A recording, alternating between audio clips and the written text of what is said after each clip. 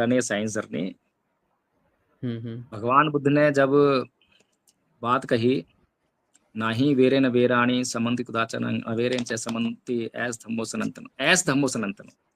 सनातन शब्द का जो मतलब है, उसका मतलब समझना चाहिए। अगर वो मतलब समझ में आ जाए तो हमारी बाकी समस्याएं भी हल हो जाएंगी। सनातन शब्द का मतलब है ऐसा सिद्धांत, ऐसा नियम जो सर्वकालिक हो, सार्वभौमिक हो, सार्वजनीन हो।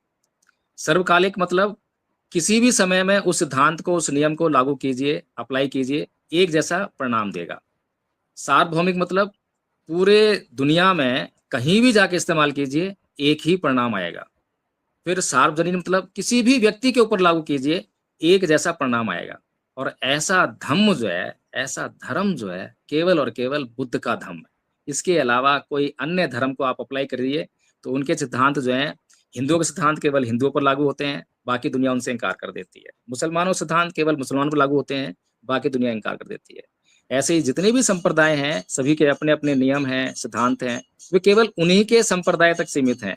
लेकिन बुद्ध ने जो बातें कही हैं, एक एक बात, मैंने कहा ना ही वेरन वेराणी समंतचनंग अवेरन च समन्ति धम्मो सनातनो, कि वैर से कभी वैर शांत नहीं होता, अवैर से ही वैर शांत होता है।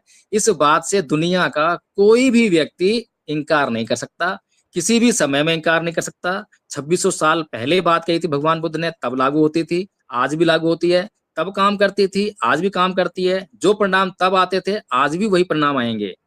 तो इसलिए जो है भगवान बुद्ध जो एक एक बात कह रहे हैं, जैसे कि भगवान बुद्ध जो एक गाथा कही, मनोपुबंगमा धम्मा मनोसेठा मनोमया मनसा च पदुठेन भासती वा करोति वा ततो नंग दुख मनवेति चक्कं वै तो पदंग।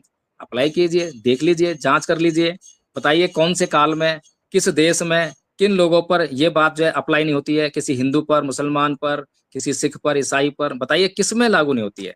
हर एक व्यक्ति जब इस बात को समझेगा, इसका अर्थ जानेगा, तो वो ये ही कहेगा कि हाँ, यह बात जो है मेरे लिए भी जरूरी है। तो इसीलिए मैं कहता हूं कि भगवान बुद्ध के धम्म का प्रचार प्रसार करना इस दुनिया का सबसे आसान काम है। लेकिन हम लोगों ने उसको दुनिया का सबसे मुश्किल काम बनाकर लोगों के सामने